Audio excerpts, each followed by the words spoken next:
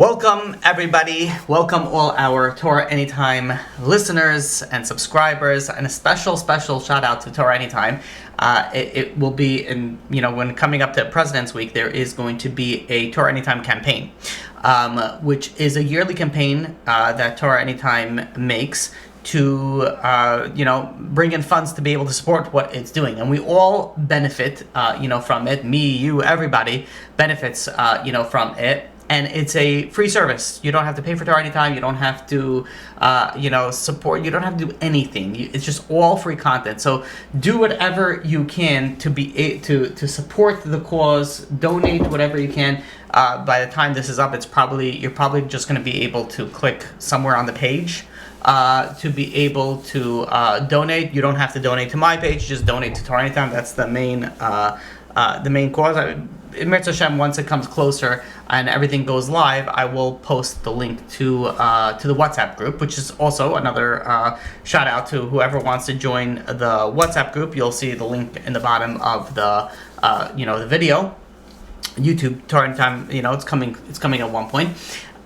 Okay, but there are many amazing things that are coming to Torah Anytime. One of the things that I think is going to blow everybody's mind away once it comes up is that they're putting AI into Torah Anytime, and that is where you are able to, and for the past maybe 6 months or so, I have been blown away by AI and its capabilities, and hopefully B'ezrat Hashem we'll soon see some things will come up on the on the classes that we'll be able to upload on AI, but it's different languages. B'ezrat Hashem we're working on things behind the scenes. That's just my page. But Torah Anytime has something fascinating working on the back end, where you'll be able to search a topic. And because let's say I give a class, just using me for an example, and let's say I speak about 10 different topics. The title doesn't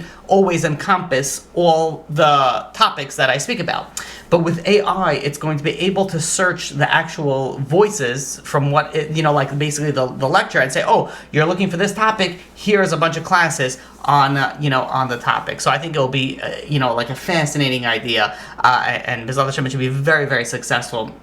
There's other things that are coming up also, like physical.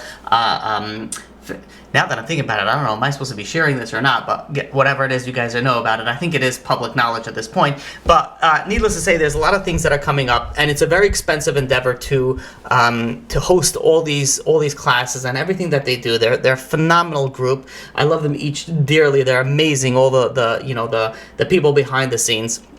So do whatever you can to donate. You could donate $1 a day. You could donate, a one-time, sum, whatever you can. Help this amazing organization. This is an organization you want to be a part of. So do whatever you can to help support it and help it continue to grow and continue to spread Torah to entire Klal Yisrael. And beyond, really. One more, announcement regarding the organization, the amazing organization, Meimasai. That's again, MEIMASAI.org, where you have the ability to learn Mishnayos. It takes literally 17 seconds to sign up. It'll take you less than 30 seconds to learn a Mishnah a day. You get it in your email, your text, or your WhatsApp, and everything that you're learning to help. Give schusim, merit, to people that are dealing with infertility, that can't have any children, and this will give that extra merit. To hopefully they'll be blessed with a child. And now I can't even say that I'm very involved, because I am very integral to the organization. I'm in the back end of things, and I see how many people sign up, and I see how many people listen to the class, and I have to tell whoever is listening to this now, you have the ability.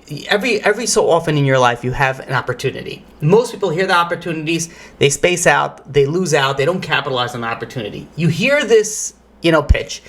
Go out, check it out. You try it out. You don't like it, you could easily just, stop the whole thing. But the amount of people that Baruch Hashem are listening to the classes, there's no reason why we shouldn't have 10 times the amount of loimdim that we have. It costs you nothing. It takes almost zero time. It's very quick, and you're giving tremendous amount of merit to people that are going through a very, very difficult time. We should never know from these from these things. Okay, now let's jump into the topic. It's not. I'll answer all the questions afterwards. Basically, the answer is for everyone, for the question that came through. So anybody can join. So the topic today that we're going to be speaking about is a topic that is of extreme importance to everyone and everybody, right? A topic of pride and arrogance. Even if someone says, oh yeah, I don't have that issue, which Baruch Hashem, and that's amazing, everybody can improve in it, everybody can grow in it, everybody can become better in this area. This area affects your relationships, it affects your businesses, your parnasa, it affects your parenting skills, it affects every single aspect of your life, and we'll soon bring some studies in the secular world, and of course, obviously we're speaking in the spiritual world, how much it does affect you. The Rambam, Maimonides in Hilchos Deos, says that somebody who is haughty, who is arrogant, it's as if they deny God, right? There are certain things that are like bad, and then there are certain things that are classified as like, on a whole nother level. And arrogance, this is something that is like, you tend to not think about it. Okay, like, it's a character trait or whatever, but this is something on a level that it's considered as if you deny God. You deny that there is a God. And of course, there's many interpretations of how do we understand that. If someone's arrogant, how does that mean that they deny God? And the simple interpretation is very simple. That if somebody goes and does something to you, and you get insulted, and you start getting angry, and you start, even if you're not speaking about anything, but you just have that feeling. What does that feeling mean? That anger, that hurt that you have, what does that associate with? That means, in a subliminal, manner, that when someone does something to you and you get upset about it, and again, this is a level we should all achieve from, what you're really saying is like, this person hurt me. This person went and affected me in a certain particular way.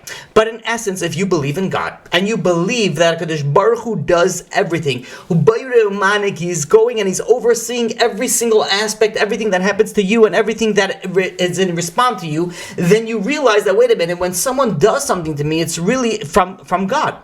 So when you get upset, when you get angry, you're really saying that there's no God. Because if God does something to you, you wouldn't have that same feeling. And of course, the Gemara in Sota tells us that HaKadosh Baruch Hu says regarding an arrogant person that him and we can't live together in the same world.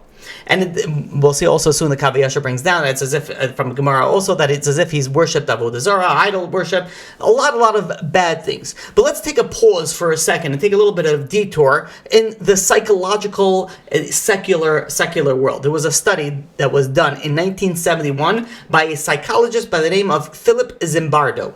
Now this psychologist made this experiment that's known as the Stanford Prison Experiment.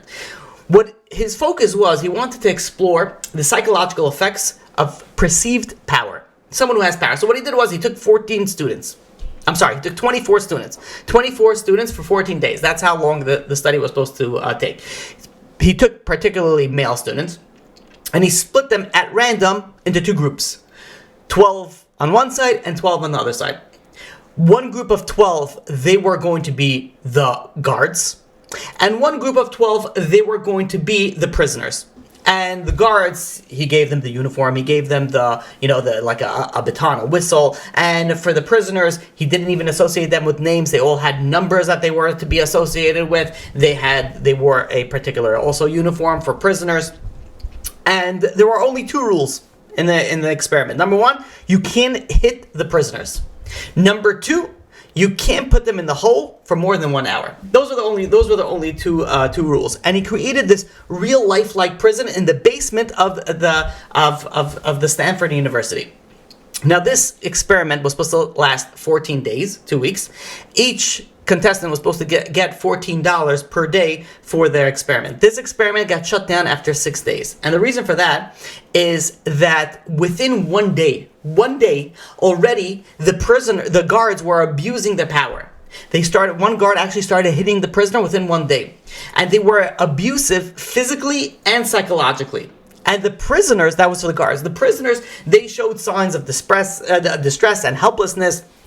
It came also, there was some sort of rebellion. It was a crazy experience. I don't want to get to all the details of it. But the point of it was that the experiment revealed that people can adopt extreme behaviors when they are in a position of power. And power, what happens with power? It inflates one's arrogance, one's ego, one's self-perception. And they will act in ways that they will ordinarily not act in. And furthermore, besides their arrogance level that caused them to act in a different way, it also caused them to have the guards specifically, a loss of empathy. They were sort of blind they started doing things that they never would have done if they wouldn't have been in that position. Now, both of them knew that it was an experiment. Both sides knew, the prisoners and the guards knew that this is a fake scenario. Yet even that perceived power, that fake power, that gave them the change of mindset that they were abusing other people lost hope, there were helplessness, and within a short few days, to the point that they had to stop the experiment. It was a very, very famous experiment. A lot of lessons were learned from this experiment. But there was another experiment, and this experiment was in 2017. This experiment was called the social cost of arrogance, and that was where the participants of this experiment, they were assigned in groups of 4. And they were assigned a particular group of tasks, and some of them were given without everybody else knowing, given the let's call it the script that they have to act arrogant. They have to interrupt. They have to take all the credit. They were acting in an arrogant manner. And there were others that were instructed to behave very humbly, very calm, very, willing to accept everything, and then, in a very, very humble fashion. And the findings of this experiment was that the arrogant participants, they were more likely to be excluded from future collaborations from the group. And when everybody rated each person, the arrogant people, they rated them less likable, they rated them less trustworthy, less competent even, and they had a lower level of satisfaction, basically all negative reactions. And when I was researching for this, for this class, for this year, I saw study after study. I'm not going to go through all of them because we could be here for an hour on it. But the experiments were in all areas. You see, in social relationships, this arrogance leads to rejection and isolation. No one wants to deal with an arrogant person. In leadership, which you think, okay, leadership, you have to be able to have a little bit of, something, with you. That led to an undermining of trust and decision making. In academic performances, in learning areas, it hinders the learning and hinders the collaboration. In workplace dynamics, through business, it reduces morale and reduces productivity. In mental health, this was a very interesting one. In mental health, arrogant people arrogance is linked more to anxiety and depression. You would think the other way around, right? How humility might be, I'm a nothing, I'm a nobody. No, just the opposite. In the secular world, arrogance leads to anxiety and depression. Even ethical decision making, which is what we saw in the Stanford experiment, that it leads to a moral lapse in judgment, and people do things they would never ordinarily do. In regards to conflict resolutions, it exacerbates conflicts. It makes it more. It enhances the conflict, and it doesn't reduce the shalom, the peace and tranquility. In sports, it results in a deduction, disrupts team performance. In social perception, meaning how people see you, people see you in a negative light.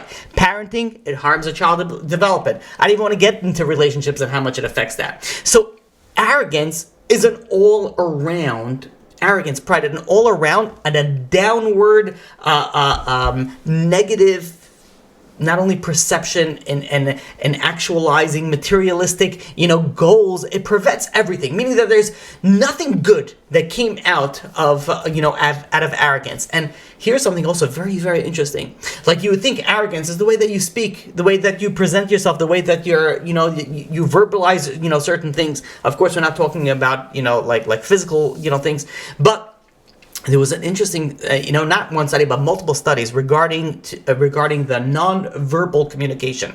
So what is otherwise known as body language.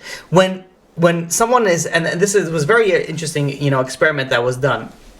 This was done in 1967 regarding the impact of conflicting verbal and non-verbal cues. Meaning that if you say something from your mouth verbally, but your body language contradicts whatever it is that you're saying, so what do you listen to? What do the participant listen to? So meaning, let's say I'm going to say something, and I'm going to say like, I love being religious, and I love, and I'm like, my arms are crossed, I'm looking down, I'm speaking very slow, very monotone. What, like, I'm saying one thing, but my body language is saying something else.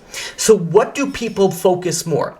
And they found that in over 90%, people focus more on the body language than the actual whatever was coming out of the person's mouth, whatever the verbal cues were. So if somebody was, and this is what, sometimes you see, like, let's say there's a speaker or there's whatever it is, and they're speaking very slow, and they're very tired, and they're very slow, and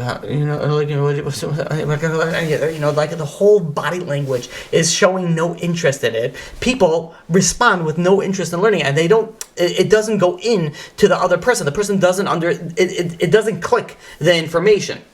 Body language is so important that it overcomes 90% more of whatever you're actually saying. And I've seen this in, when I went this past week, we live in the Lakewood area, and my son was going into high school, and we did all these, these high school interviews, and I noticed the difference between the schools and the rabbis that are interviewing, the ones that were excited and the ones that were just like, yes, we're a great school.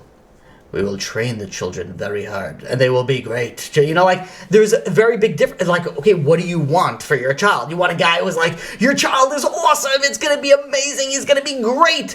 Or like, your child is going to be awesome, he's going to be amazing, he's going to be great. Like, what do you connect to? So we see over here the conflicting, even if it's not conflicting, the message is given over so much more when it's coming in with enthusiasm, when it's coming in with like even a positive, even if I don't do anything with my body language, but just my tone goes up and down, it has a tremendous impact. And that's why when I give the classes, even if I'm tired, I try to give it with a lot of enthusiasm, with a lot of, like, it starts off, even sometimes it starts off so slow, but as you get into learning, you get more excited about it. So it comes a little bit, natural, Baruch Hashem. But the important aspect is that if you're enthusiastic about what you're learning, you're enthusiastic about what you're teaching, you're enthusiastic about the Torah, other people can, relate to that. They feed off your energy. They feed off what you're vibing, let's call it. So we see over here that it has a tremendous amount of effect. So if somebody's going and it let's say speaking, let's say more in a humble manner, but they present themselves in a more of an arrogant manner, that arrogant manner is going to overcome whatever they're actually, speaking. So we see over here the importance of humility, and the defects and the damages of someone who is acting arrogant, who's acting prideful.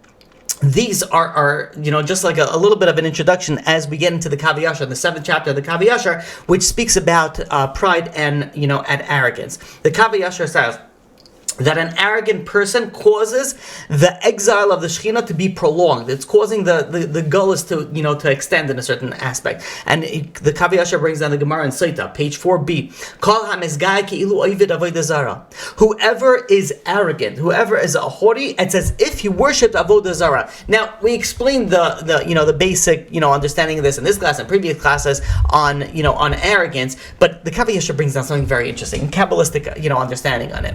That what happens is that when a person goes and is arrogant, is haughty, they put themselves spiritually in the hands of impure forces, the chitzonim, the Kav HaYashar calls them, right? These impure forces, and it's very, very difficult to escape it. And this is as if he is in or overcome with a power of this impure forces that's very difficult. So that's one of the interpretations that the Kav HaYashar gives of why it's as if he's over the Avodah Zarah. He's controlled by impure forces, and that's what it comes control over you. Now, if we just pause for a second, right? Nobody wants to be controlled by nobody. But especially you don't want to be controlled by impure forces, by these chitzonim, by these like spiritual powers that are negative, and they will not help you, that's for sure. And the Kav HaYashar then goes and breaks it down and says, why is a person arrogant? Why is a person proud? Is it maybe because of their wealth? Maybe someone was successful. HaKadosh Baruch Hu blessed them with money, and they became very, very wealthy. So maybe that's why they're arrogant. So the pasuk in Haggai, chapter 2, verse 10 says, "Liya kesef v'liya zav." For me is the silver, for me is the gold. Meaning, a person doesn't own their wealth. It's all HaKadosh Baruch Hu. It's all God's. And God could HaKadosh Baruch Hu could take a person away from the money, or could take the money away from the person.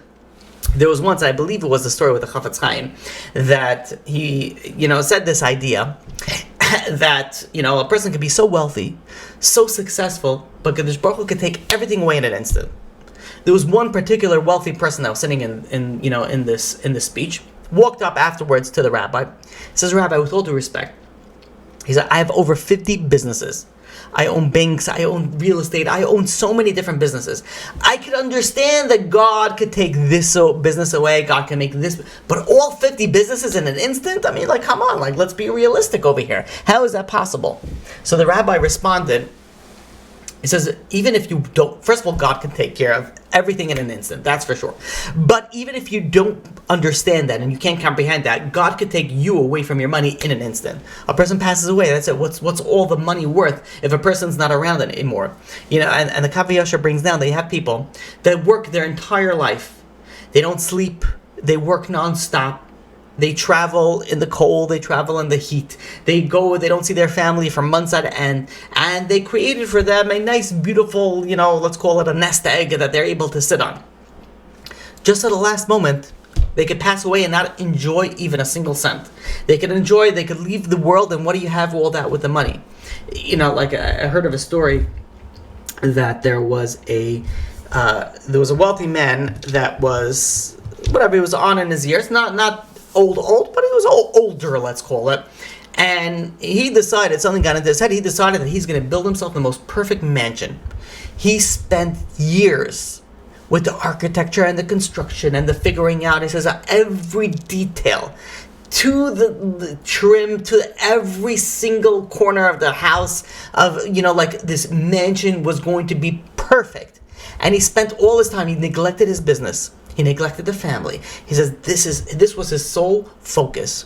And for years and years he focused it. And finally, after it was about between 5 to 7 years of his life was focused on this house. He moved into this house. I don't remember if he moved in on a Wednesday. I believe it was 3 or 4 days later, he had a heart attack, or he had some sort of something, and he passed away immediately. 5 years of his life, he focused on this, and he enjoyed it for 5 days, 6 days, and then he passed away. Now, when you think about something like that, how many times? Now that's, okay, maybe that's far-fetched for some people, maybe it's not so far-fetched for so many people, but when you think about it, how many times, and our day-to-day, when we focus on certain things, and then we, before we go to sleep, we think about okay, what did I accomplish today? And you're all the things that were actually beneficial, that were actually good for you, that you accomplished that day would be 45 minutes, an hour and a half, 2 hours out of the 24-hour day. It's a little bit of a depressing thought, but when you think about it, it's a massive wake-up call. So what did I accomplish? And you think about your life, you're 40, 50, 60, 70, 80, 90, 100 years old, and be what percentage of my life was I productive? What percentage of my day was I productive? So what did I accomplish in it? Now, this goes for both the positive and the negative, because some people will be I didn't open up 70 organizations, I didn't help the entire cloud, so that doesn't mean that you aren't productive. Did you pray? That's a productive thing that you just did. Did you learn a little bit? You came to that class. You're sitting over here. You're learning. That's a productive thing. Did you go and did you do a chesed, do something that was productive? Did you just modestly? That was productive. There were so many different aspects that we could classify as productive or not productive.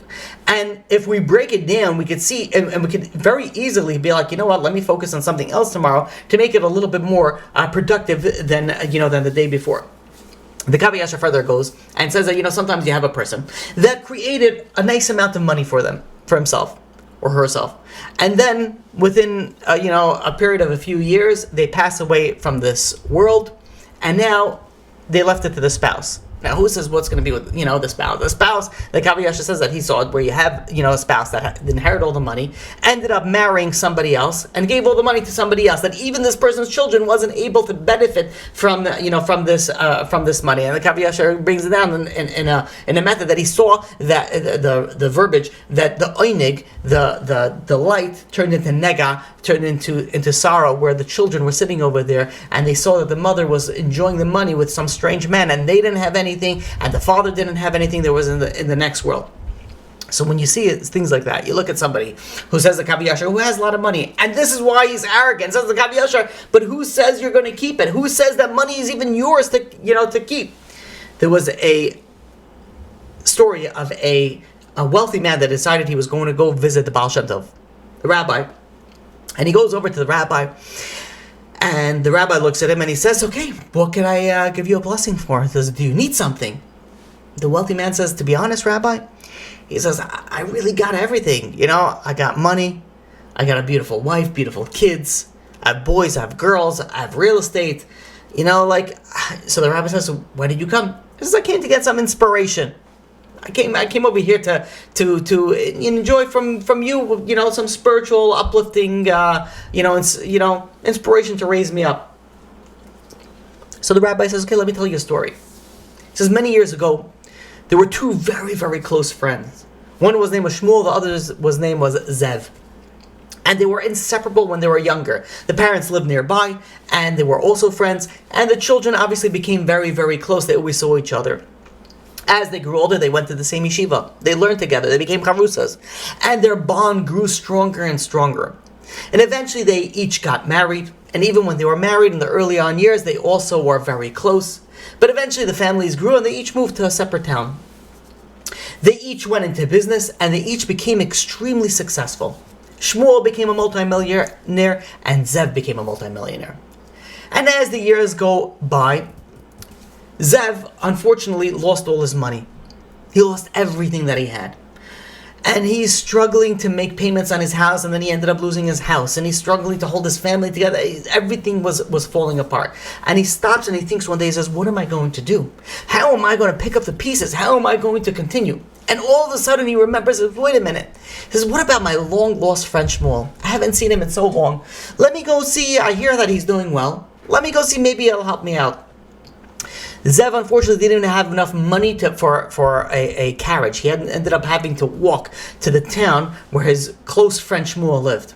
And he spent a few days walking and traveling to this town. And eventually he gets over there and he says, do you know this person, Shmuel, so-and-so? And he says, yeah, Shmuel, of course, he's the wealthiest guy in the town. He lives in this big mansion over there. And he walks up to the mansion, knocks on the door. Shmuel opens up the door, looks at him, and he says, Zev, is that you? And Zev starts breaking down in tears. He says, yes, it's me. I'm so sorry I'm coming unannounced. He says, what are you talking about? I'm so happy to see you. Shmuel gives him a big hug, invites him in, gives him to eat, says, tell me what's going on. They start talking about the past. They start talking, and then all of a sudden, Zev opens up and says, I got to be honest. I came over here. He says, I was very successful. Everything was working well. And I fell into the dumps. And I came over here and said, maybe you could help me out. Maybe you could put me back on my feet. Shmuel looked at him and says, for you, anything. I'll give you my kidney for you. He says, what wouldn't I give for you? So Shmuel quickly walks into the next room, opens up the safe, comes out with a bunch of documents, and sits down with Zev and he says, listen, he says, God has blessed me. He says, over the years, I've accumulated a net worth of a little bit under $100 million. He says, you are my closest friend. He says, I would do anything for you. Right now, I'm signing off half my assets, half my cash to you. And Zev is looking at him. He says, you'll do that for me? He says, for you, I'll do anything for you. And right away, he signs off half his assets, and he says, take this, build yourself up again. I'm sure that you'll be successful moving forward. Zev is in tears. He's crying. He's hugging him. He says, thank you so much. I'll never forget what you have done for me. And after a few kind words, they bid farewell, and they each go on their separate way. Zev goes back to his hometown. He's able to buy back his property. He's able to buy back his mansion. He's able to open up another business. And Baruch Hashem, he's very successful and comes back to where he was before. A few years go by, and now Shmuel's tide has turned, and he lost everything. And he's sitting over there so tzubach and so broken. He says, what am I going to do? And all of a sudden he remembers and says, wait a minute. He says, my dear friend Zev, I gave him half of my assets, half of my cash, half of everything. I'm sure that he'll help me put me back on my feet.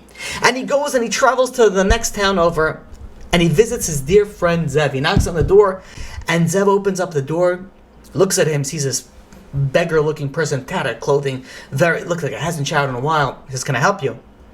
And Shmuel's looking at him and says, Zev, it's me. It's Shmuel, your close friend. Zev looks at him and says, who?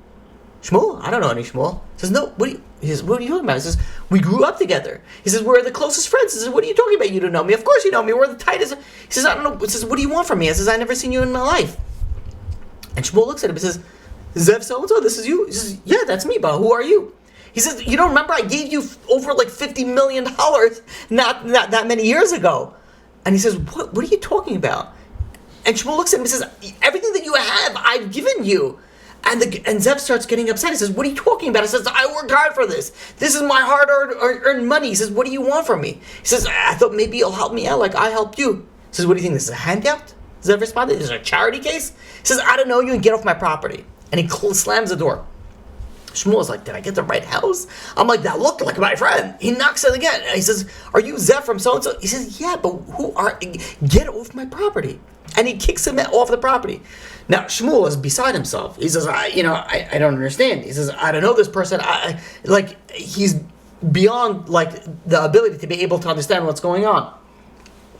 But realizing he can't do anything, he goes on his way. He goes and he makes, a few weeks later, he's able to find some small business deal, and he's able to build himself up, and slowly, he builds himself up to where he was before.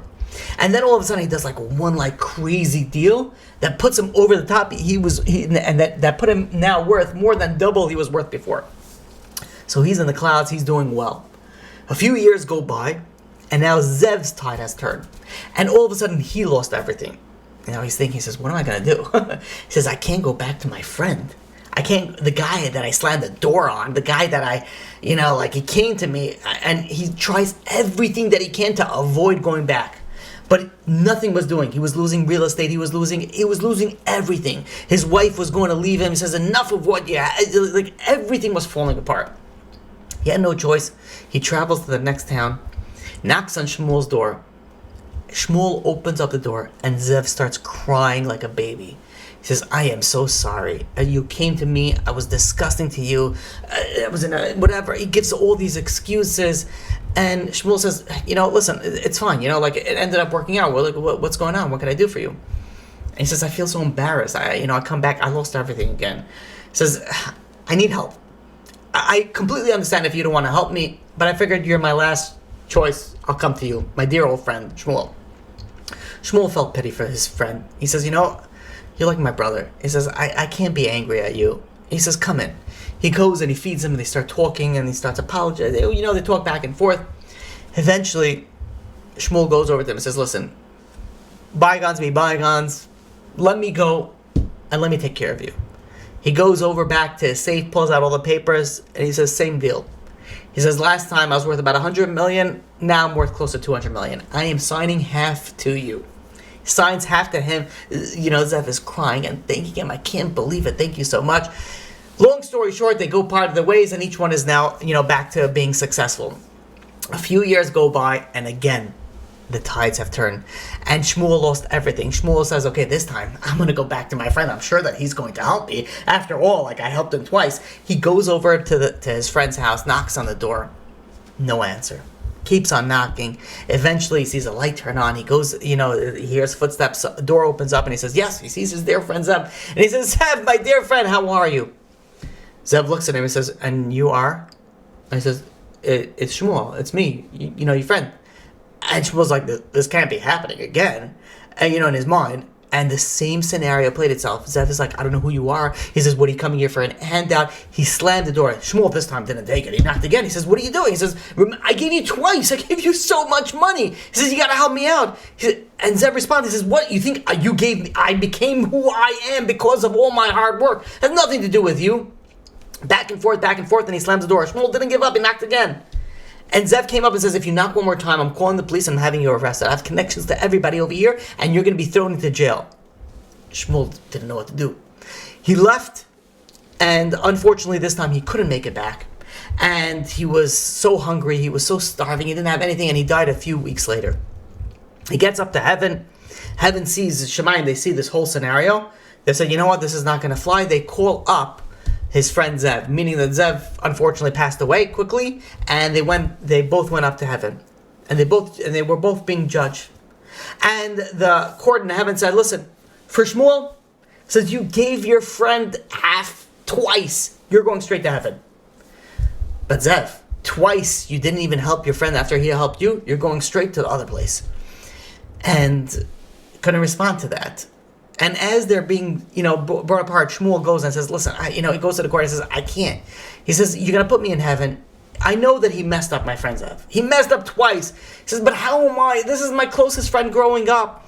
Even though he made a mistake twice, how could I enjoy heaven? And him, I know that he's going to be suffering. I can't do that. You got to help us out. I forgive him. Don't worry about it. And heaven says, it's too late for that. We're up in heaven over here. The forgiveness doesn't work that way. So Shmuel says, maybe we could figure something out. So the court in heaven decided that they're going to do the following. He says, we could do this, we could give everybody another chance. Send you both back into this world. One, Shmuel, you're going to be very poor. Zev, you're going to be very wealthy. And the whole point of your life is going to lead to one point. And one point in your life, Shmuel is going to come to knock on your door. You're going to be busy. You're not going to have the head for it. He's going to come and he's going to ask for charity. If you go and you give him and you support him, then you both get to heaven. But if not, then the fate is sealed.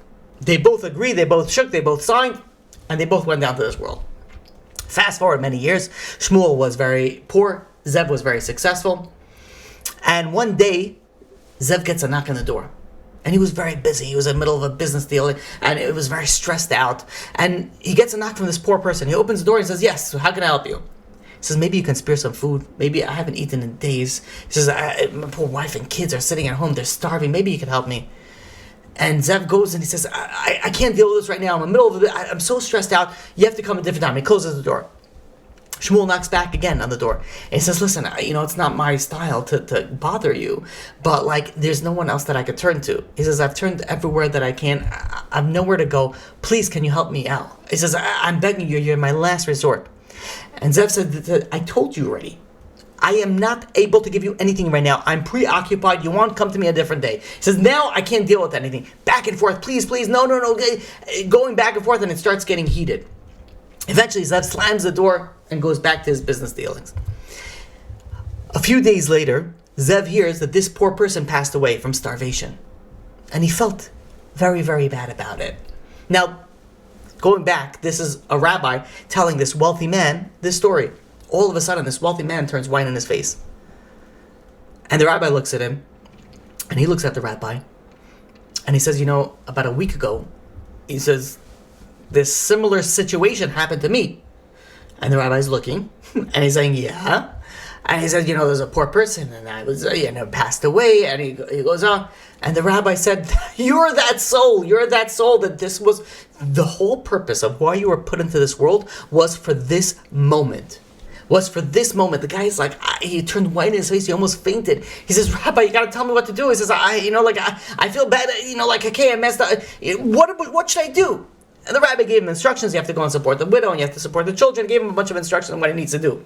But the scary lesson that we learned from this is that who knows that you have one time, one opportunity, one chance where an opportunity comes to your door and you don't capitalize it. Who knows if that is the reason that you were put in this earth? That was the reason that you were put over here. That is a crazy thought.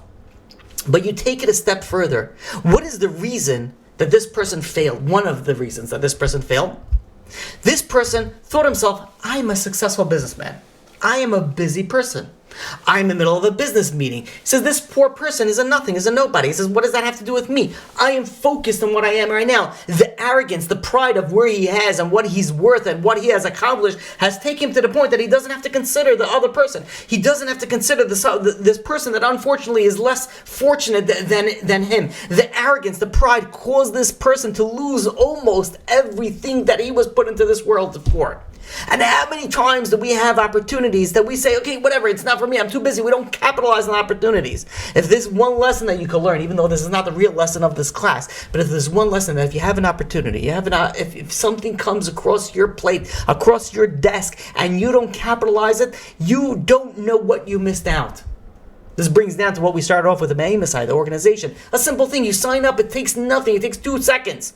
2 seconds and 30 seconds of a day of learning Mishnayos. Why isn't every single person signing up? You have an opportunity on your plate. You have an opportunity. Who knows what you came to this world for? You have an opportunity, go and sign up. It doesn't cost you anything, it doesn't take that much time. So why don't most people capitalize on opportunities? And the answer is, well, there's many answers, but one of the answers is people don't realize that you have to capitalize on every opportunity. The way that you have to live your life, the way that you have to live your life to be the most successful is to say that if something comes across my plate, let me do it. Let me focus on it. Let me double click this and let me go into it more. And I've had this come to me, and people, don't always agree with me, on this, where I have people, let's say, that call me up. They're not, let's call them emotionally healthy. And I speak to other rabbis about it, especially my rabbis or other, rabbis about it. And many times people told me, like, you're not responsible for this person. This person is, there's nothing to talk to over there. They're not all, there. Like, why are you wasting time with this? And my method is like, who does this person have to speak to? It might not have anybody. Like, how many times do you have an opportunity where someone comes in and someone's not 100%, or someone is 100%, but they're, a little bit off, and you're sitting there like, why is this my opportunity? But wait a minute, you have God gave you an opportunity. Go and capitalize in it. So what's going to be? You're going to be a little bit annoyed. Sometimes I get calls that I know I have to schedule certain people and I usually schedule everybody in certain times. That's when I speak to people. But there are certain people that I know that after a conversation with them, I need about an hour break. I can't speak to anybody because they wind me up so much. But like they have no one else to speak to. So okay, fine. So talk to me, and then I'll have to calm down about it. But if God sent you somebody, HaKadosh Baruch Hu sent you, capitalize on that opportunity. And many times the reason why we don't capitalize it is because of arrogance, pride. Oh, he's going to speak to me. I'm such a busy person. I don't have time for this. I have to deal with so many other important things. No, relax. You're not so important. You're not so great. If someone's coming and reaching out for help, give them the help that they would need. So the Kav HaYashar goes on. I said that was with money. Maybe somebody is going to be pride and arrogant with their intellect. They think that they're very smart. Some people feel that they're very intelligent. And that's why they have to be prideful for. That's why they have to be, arrogant for. And of course, someone doesn't think that I'm going to be arrogant, but it comes subconsciously. So says the Kav HaYashar, says how many smart and clever people, they messed up with one little sentence and it ruined their careers, or ruined they spoke in front of a powerful person and it ruined them. Their cleverness can be their cause of their downfall. And furthermore, says the Kav HaYashar, what's the cleverness going to give you? It's going to give you wealth. It's going to give you pride. So not necessarily. There are many people that are very, very smart and can put food on their table. There are many people that there's nothing there. And they are multi-billionaires, not millionaires. They're multi-billionaires and they're not that smart. So what what's the cleverness? What's the intelligence going to give you? You have people that didn't do well in school and they're very successful. Then you have people at the top of the class, but they're not so successful. So what are you arrogant? What are you prideful on your intelligence, on your on your ability? So says the Kav HaYashar, maybe your person takes pride in their Torah study. They're very smart. They're able to learn very quick. They're able to understand things. They're able to understand it in depth. They have knowledge in the Torah. Says the Kav HaYashar, but you look at the previous generations, the Tanaim, the Amoraim, the Rabbanim, the reason why they were so successful was because of the humility. And in fact, the humility caused them to have the greatness in the Torah. And you have some people that they feel that there's no one as great as them. There's no one that could be. And I've spoken to people who thought that there's no one as great as them in this generation. And I'm not talking about people that are not 100%. I've gotten, calls where people told me that they're the Mashiach and they're going to come and they're going to save, the Jewish nation. Some of them are Jewish, some of them are not Jewish. I'm not talking about those people. I'm talking about people that are normal people, that they think that they're God's gift to humanity and they know everything and nobody can be on top of them, nobody can be a rabbi. They know more than everything. They can never ask a question to a rabbi because I know everything. I said, I'll look it up. I don't need to ask, anything. It says the humility is what causes somebody to gain godless and greatness in the Torah. There's a Gemara in Shabbos that brings a story down with Hillel HaZaken. Hillel, there was a man that took a bet. And the bet was that he was going to bet 400 zuzim, 400 coins, that he is going to get Hillel, to the biggest sage of the time, to lose his patience. So, how is he going to do it? He comes Erev Shabbos, right before Shabbos. He goes over, and Hillel was washing his hair. So he starts screaming out, "Who here is Hillel? Who here is Hillel?" And Hillel, stops washing his hair, wraps himself up, and he goes out and says, "Yeah, I'm Hillel." He says, "I have a question." So let's go. Go ahead. What's the question? All right. So he's asking at the time where it's like very stressed. Shabbos is coming up, everyone's rushing. He says this is the point that he wants to try to get Hillel to lose his patience. So he comes up with this phenomenal question, and his question is, why is it that the heads of the Babylonians are round? So that's a question that you're asking Hillel, the biggest rabbi of the generation, right before Shabbos. So really, this question was really meant as an insult, saying that the intellectual capacity, the intellectual level of the Babylonians are not as great. So, but Hillel didn't respond in any negative fashion. He says, "Oh, that's a great question." He says, the reason is they do not have skilled midwives. That's why their heads are rounder.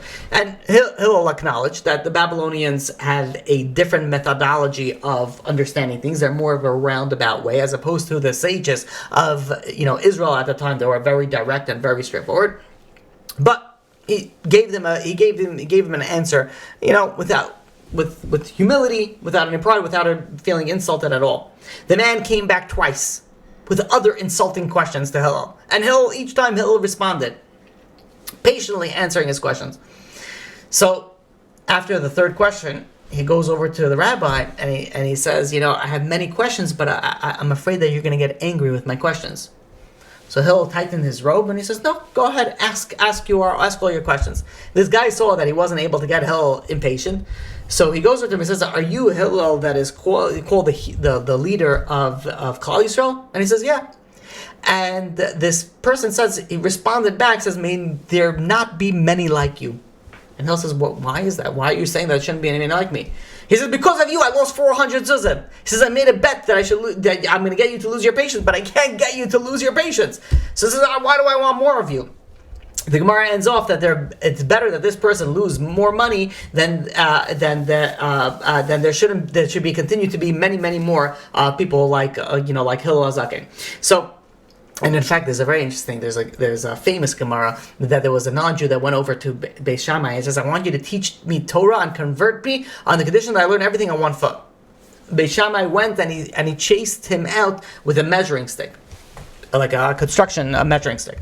And he went to Hillel, the same Hillel in this story, and he said, "I want you to convert me on one foot." Hillel says, "No problem."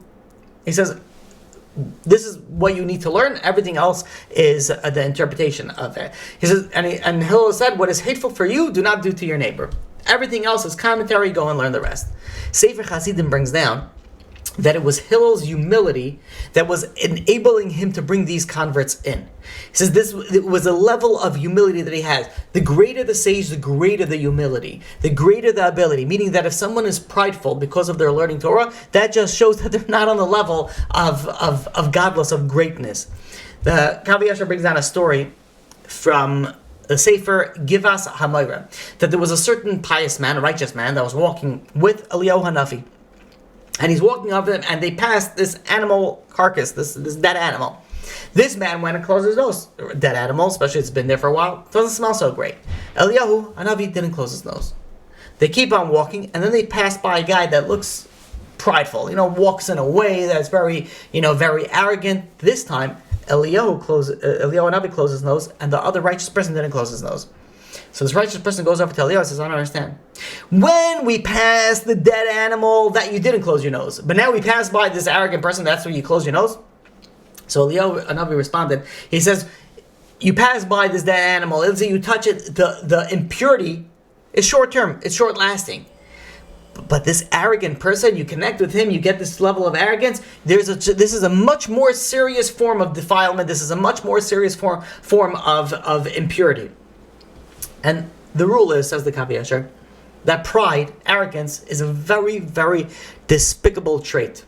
It increases arguments, it increases jealousy, it increases hatred, it increases lashon hara, it increases anger, falsehood, making fun of. And in fact, the Kav HaYashar says that every sin in the Torah is included with it. There's damage upon damage that is done when someone is arrogant and someone is prideful. And on the flip side, there's nothing that purifies and whitens a character trait of a person, the soul of a person, as anivus, as humility. And if a person goes into this humility and really shines in it, they will be revealed the secrets of the Torah in it. Now, when you look at humility versus arrogance, how do you go and you internalize it? But what happens when someone insults you, when someone hurts you, when someone does something? The situation is not what hurts us, what insults us, what bothers us. It's our interpretation of that and how we affect it. I'll give you an example. So, this happened to me quite a few times, where someone insults you, or someone hurts you, or someone offends you, or someone does something very, very negative to you. Now imagine, I believe we spoke about this before, now imagine you get to know this person. And let's say this person had a very difficult, let's say this person was abused, or whatever it is. And all of a sudden you start thinking, okay, wait a minute, I'm not going to get insulted, because of this person. Let's say someone goes and, starts screaming at you in the middle of the street. Whatever, just an example. And later you find out that this person just got mugged. Can you judge a person and be like, okay, that person, he was rattled. He was, let's say you're meeting up with a person and the person insults you one after another, and later you find out that he lost everything, lost all his business and everything, got divorced, and you feel so bad for him. Are you going to be insulted the fact that he's screaming? You'd be like, no, okay, fine, I get it. You could easily make an excuse for him and be like, okay, I'm not going to take it personally. This guy went through, so much, and that's why he acted the way that he acted. It wasn't something, for me personally. It's just the situation that he was, in it. When we respond to certain things, to certain, stimulus, when we respond to certain people in a certain way, it's the way that we interpret it. But if someone hurts you, someone insults you, and you stop for a second, again, easier said than done, but at least it should be said, that if you stop for a second and be like, okay, wait a minute, maybe this guy's going through something. Maybe she's going through a difficult thing, and that's why she's lashing out. So I'm not going to take it personally. And some people, that's their personality. They're they're mean. They're angry. So you're not going to take it personally. It's not like there's something against me. It's it's a defect, unfortunately, in the person or in the situation. So I'm not going to take it personally. So you have a situation where you could respond. You could either respond with anger, or you could respond with, oh yeah, okay, it's fine. And the difference is just the way that you interpret the situation. If you interpret it in a positive fashion, then you respond in a positive way. If you all of a sudden become defensive, then you're going to respond in a very negative way. And I'll take this a step further. If you realize that everything that happens is from God, then you're not going to respond to that person in a negative way. It'd be like if someone hurts you, someone insults you, someone screams at you, so whatever the situation occurs, if you realize that it's all from HaKadosh Baruch Hu, that it's all from God, then you'd be like, okay, wait a minute, it's not this person. HaKadosh Baruch Hu is sending me this person. And this is how the Gedolim, this is how the Tzaddikim would respond to the situation. There was a Misnagid. A Misnagid is someone who opposed Chasidus. He went over to the Baal Tanya, to the Lubavitch Rebbe, and he started rebuking him. He says, why do you have a guard in your door? You're so special, you need a guard in your door? And the Baal Tanya, instead of responding to this person, he did not become angry. he put his face down and he started concentrating and started thinking. And only later did he explain to the person of why he needed this attendant, this guard by his door. His son, the Baal Tanya's son, saw this whole scenario. He goes over to the rabbi, to his father, and he says, "Why did you put your head down and you concentrate for a few minutes when this person spoke to you like that? You should have just, responded, like you did without pausing." So the Baal Tanya responded, and he says, Moshe Rabbeinu, in Bamidbar, chapter 16, verse 4, it says regarding Korach that Vayishma Moshe vayipol al panav. When he got the complaint, Moshe didn't respond. Vayishma Moshe, he heard. Vayipol al panav, and he fell on his face. What did he fall on his face? It wasn't a reaction to humiliation. But Moshe Rabbeinu was thinking, was like, wait a minute, maybe Korach is a messenger from HaKadosh Baruch Hu. Maybe God is sending me something. Let me think about it. Maybe I am doing something wrong. When you have someone that came across me, said the Baal Tanya, he came to me says, what do I have attendance? I said, wait a minute. Maybe he's right. Why do I have an attendant? So I had to go through the scenarios. I had to go through it, in a logical fashion. I came to the conclusion, I need a attendant. And then I was able to respond to it. And that's what Moshe Rabbeinu did. Korach came out Moshe against him. Moshe Rabbeinu says, wait a minute. He went and he started thinking about it. Wait, is Korach a messenger from HaKadosh Baruch Hu? Weighed both sides, and he came to the conclusion that Moshe, that he was doing what was right, and then he reacted to Korach. And this is what we're supposed to do. We're supposed to mimic the same thing from the tzaddikim. Be like, wait a minute, someone responds to you, pause for a second. Someone insulted you, someone heard you, someone screamed at you. Wait a minute, maybe he's right, maybe she's right, maybe I have to do something different. And then once you think about it, then you can respond appropriately. The Chafetz Chaim had a similar situation where he was driving with his wagon driver, and this wagon driver started, complaining to him. He says, I don't know what God did to me. He says, I had a horse, and this was my livelihood. This is how I made my parnasa. And all of a sudden, out of the blue, the horse died. He says, I didn't have any way to make a living anymore, that the entire town came together and gave me a loan of one of the horses. He says, the horse that I have over here is not even my horse. It's on loan from the town. He says, why did God do this to me?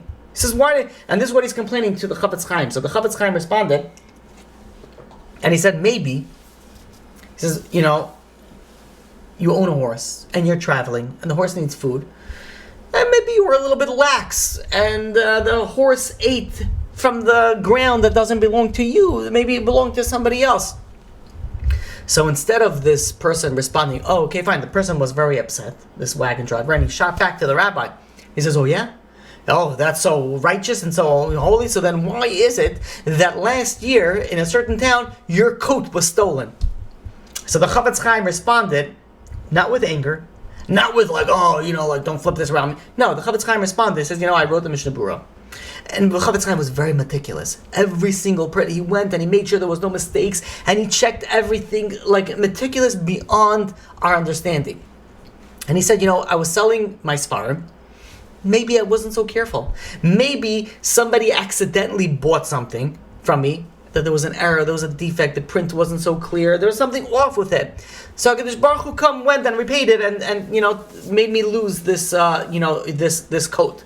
Most people will respond angrily. What do you mean? You argue back and forth. The Chafetz Chaim says, no, everything is a cheshbon. Everything's from Min HaShamayim. Everything has a reason, for it. What is the way and the ability that these righteous people were able to respond in that way? Is that they lived a life of humility. They didn't live a life of arrogance. The Kav HaYashar says that a person has to go and pray that they have humility. They have to pray for this trait. This trait is something that they have to work hard on. The Kav HaYashar brings down that an arrogant person, besides not gaining anything and losing everything, he says that the arrogant people, they live out only half their years. Why? Because they're generally hated by others. People don't like arrogant people. People don't like people that speak in a certain, fashion. I get to Baruch Hashem to speak to a lot of people, and sometimes in the same community I speak to different people, and some people present themselves in an arrogant fashion, and I speak to other people in that community and be like, yeah, I could see it, that they don't like this guy, and this guy speaks arrogant, whatever, because he thinks that's what people want to hear. So this person is trying to say and do things to make people like him, and what it does is it does the opposite. And it leads to so many disruptive character traits and outcomes. People that are arrogant, they would want to win at any cost necessary. When they say it's not the it's not the action, it's the principle of things, you know that comes from arrogance.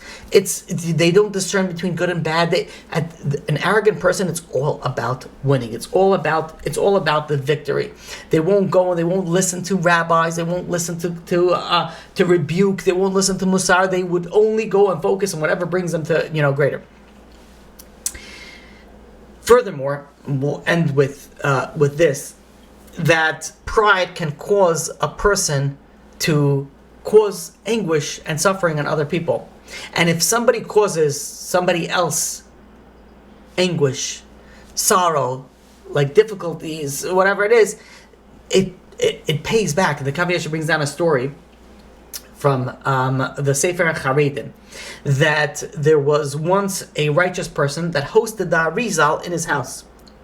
After the Arizal, had his stay and he was about to leave, he goes over to his host and he says, "How could I repay you for the great, kindness that you bestowed me on your house?" So this person says, maybe you could help me out. He says, his wife gave birth to kids for a few years, and then all of a sudden she became barren. She stopped giving birth. He says, "We don't know what the reason is. So maybe you could give us some sort of blessing that she could start, we could start having children again." So the Arizal responded. He says, "I want to tell you why your wife stopped giving birth." He says, "You have a certain chicken coop in the back, and your wife was one time tidying up the area, and he told the maid, he says, there was a little ladder that the chicks were able to climb up this ladder to go and drink from this little, little water. It didn't look so nice. Just get rid of the ladder, just to make tidiness out of it. But now these little poor chicks, they couldn't fly yet. They couldn't get up to drink water, so they were very thirsty, and they're chirping and they're chirping and they're complaining, and God listens to them." And he says the reason why your wife became barren and stopped giving birth is because she caused, indirectly, might I add, sorrow to these baby chicks. And that's why she is no longer barren. Fix that issue and she'll give birth again. And this is what it was. They fixed the issue and all of a sudden she started giving birth again. We see over here that if you cause anguish, every single creature has a spiritual malach that's going over there and overseeing it. If you cause even an animal, a little animal that doesn't talk, if you cause it anguish, it can affect you. Kav HaYashar, certainly when you're causing somebody else, a human being, sorrow, a human being, some sort of difficulty, how much more so can it affect your mazel and your spiritual and your physical opportunity for prosperity?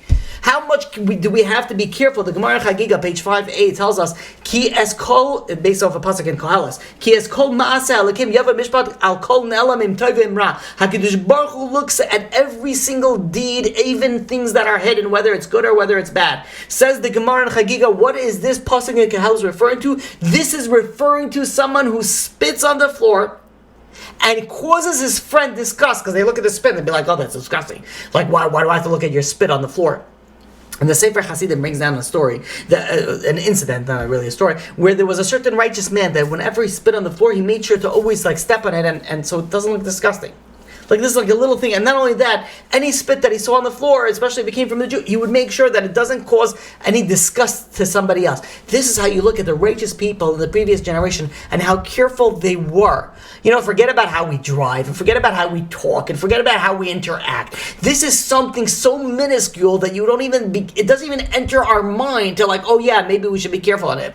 But the truth of it is, if you want prosperity, if you want righteousness, if you want to grow in every single area, if you want brachas in all areas of your life, you have to make sure you don't insult, you don't hurt, you don't offend, you don't bother anybody. And to the point that even if you spit, you're careful that you cover it up. That's the level of the righteousness of the previous generations. That's the level that we have to aspire to make sure that we don't hurt anybody, that we don't affect anybody. And you know how you're going to be able to do that? If you work on your arrogance and you focus on humility and you bring that, your life, the way that you perceive things is going to be very different. You're not going to feel insulted. You're not going to feel hurt when people go and scream at you, because you're going to be like, wait a minute, this is from HaKadosh Baruch Hu, or you're going to put it in a different angle and be like, maybe this person's going through something difficult. And not only that, every aspect of your life you're going to go and you're going to say, wait a minute, maybe this is going to hurt somebody, maybe this is going to offend somebody, and that's going to only cause you negative things. The bracha, the blessing that we have from this class is we have to take that step back. That step back, that you don't know what the reason that you are put in this earth. Maybe, just maybe, it's for that test, for this test, in this day. That's why you're put into this world. And how do you go and you capitalize on every single opportunity? You have to step away from the arrogance. You have to focus on the humility. Once you focus on the humility, you step away from the arrogance, you'll be able to capitalize on every opportunity. You'll be able to treat each and every single person with respect, with honor that they deserve, and hence you'll be able to achieve success in the Gilgal, in the life that you have today. We'll end off with a kapitel of Tehillim, as we usually do for Eretz Yisrael and entire class, and then we'll open up to any questions. As usual, we say kapitel Kuf Lamed.